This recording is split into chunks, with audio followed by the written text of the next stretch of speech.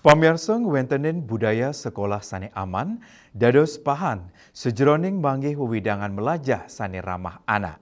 Indike inucap kewedarang Sekretaris Daerah Kota Denpasar, I Gusti Ngurah Edi Mulia, ritatkala nyelehin masa pengenalan lingkungan sekolah utawi MPLS ring SMP Denpasar.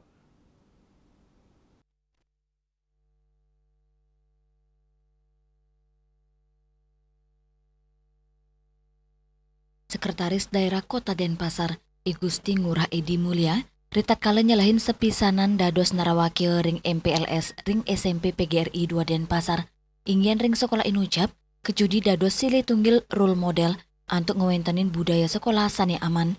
Edi Mulia nugesang, pinake Ketua Pokja, Parikrama Budaya Sekolah Aman Tur Nyaman, ngicen apresiasi MPLS sane sampun memargi, nenten wenten kekerasan fisik, utawi praktik perpeloncuan ring sekolah, dan nyobihang majang siswa anyar sepisanan nyarengang peserta didik, mangdane sidana lebang pepitu kebiasaan anak Indonesia hebat. Tidak bisa ditawar-tawar lagi dan ciptakan sekolah ini menjadi aman bagi anak-anak kita.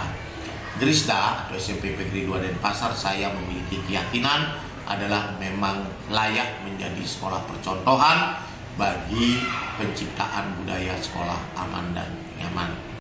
Lianan punike, Kepala SMP PGRI 2 Denpasar Ayu Sriwayuni Mawasang, warsane mangkin sekolah ngunggahang petitis MPLS bergema, rau saking akronim bermakna ramah, gembira, dan meriah.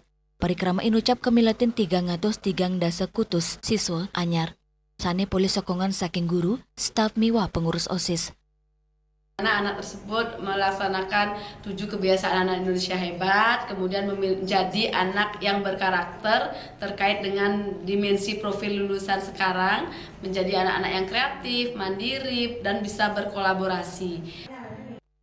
Tios ngukuhang karakter, para siswa taler keuningin indik budaya belajar, tata tertib miwah wewidangan sekolah, pengeroh Sekda Kota Denpasar, dados narawakil, Kaptiang sedanin capang ngukuang kesumakenan SMP PGRI 2 Denpasar, sejeroni ngewentenin sekolah sane aman, nyaman, miwah ramah anak.